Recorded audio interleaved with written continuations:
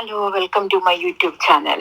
ഇന്ന് ഞാനിവിടെ ഷെയർ ചെയ്യാൻ പോകുന്നത് നേപ്പാളിനെ കുറിച്ചുള്ള കുറച്ച് ഇൻഫർമേഷൻ ആണ്. അതുപോലെ തന്നെ അവരുടെ ന്യൂ ഇയർ സെലിബ്രേഷനെ കുറിച്ചുള്ള കുറച്ച് കാര്യങ്ങളും കൂടെയാണ് ഇന്നിവിടെ ഷെയർ ചെയ്യാൻ പോകുന്നത്.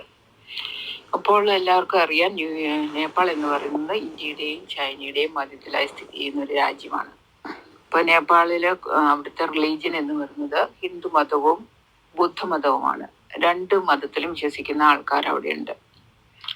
അപ്പോൾ അതുപോലെ തന്നെ ന്യൂ ഇയർ, നേപ്പാളീസിന്റെ ന്യൂ ഇയർ എന്ന് പറയുന്നത് ഏപ്രിൽ മാസത്തിലാണ് അവിടെ ന്യൂ ഇയർ അവർ ആഘോഷിക്കുന്നത്. നമ്മുടേതിനേക്കാളും വളരെ വ്യത്യസ്തമായ കലണ്ടറാണ് അവർക്കുള്ളത്. അവരുടെ ന്യൂ ഇയർ എന്ന് പറയുന്നത്, അവരുടെ കലണ്ടർ എന്ന് പറയുന്നത് നമ്മളുടെ കലണ്ടറിനേക്കാളും 56 വർഷവും 8 മാസവും മുന്നിട്ടാണ്. അതായത് ഈ വർഷം അവർ ആഘോഷിച്ചത് 2081 വർഷമാണ്. നമ്മളെ 2024 വർഷം ആഘോഷിക്കുമ്പോൾ അവര് 2081 വർഷമാണ് ആഘോഷിക്കുന്നത്.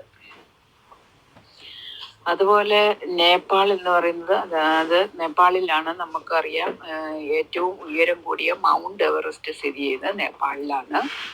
അവിടുത്തെ മുഖ്യ ആഹാരം എന്ന് പറയുന്നത് റൈസ്, വീറ്റ്, കോൺ, ലെൻറ്റിൽസ്, അതുപോലെ തന്നെ ഫ്രഷ് വെജിറ്റബിൾസ്, മീറ്റ് ഒക്കെയാണ്. അവരുടെ ഒരു ദൈനംദിന ജീവിതത്തിന്റെ ഭാഗമായിട്ടുള്ള ആഹാരമാണ് ലെൻറ്റിൽ അല്ലെങ്കിൽ പരിപ്പ് സൂപ്പും ബോയിൽഡ് റൈസും. അതുപോലെ തന്നെ പച്ചക്കറികൾ, അതായത് ഫ്രഷ് വെജിറ്റബിൾസും അവർ കൂടുതലായിട്ട് അവരുടെ ഡെയിലി ലൈഫിൽ അവർ ഉപയോഗിക്കുന്നതാണ്. വേറൊരു കാര്യം എന്ന് പറയുന്നത്, അവിടെ 125-ൽ കൂടുതൽ എത്നിക് ഗ്രൂപ്പ്സ് അവിടെ ഉണ്ട്. അതുപോലെ അതായത് 100-ൽ കൂടുതൽ ലാംഗ്വേജസ് ഉപയോഗിക്കുന്ന ആൾക്കാരും അവിടെയുണ്ട്. അങ്ങനെ ഒരു മൾട്ടി കൾച്ചർ ആയിട്ടുള്ള ഒരു രാജ്യമാണ് നേപ്പാൾ എന്ന് പറയുന്നത്. ഇതൊക്കെയാണ് ഞാൻ ഇന്ന് കളക്ട് ചെയ്തിട്ടുള്ള ഇൻഫർമേഷൻ. അപ്പോൾ ഇതെല്ലാവർക്കും ഉപകാരപ്രദമായെന്ന് വിചാരിക്കുന്നു.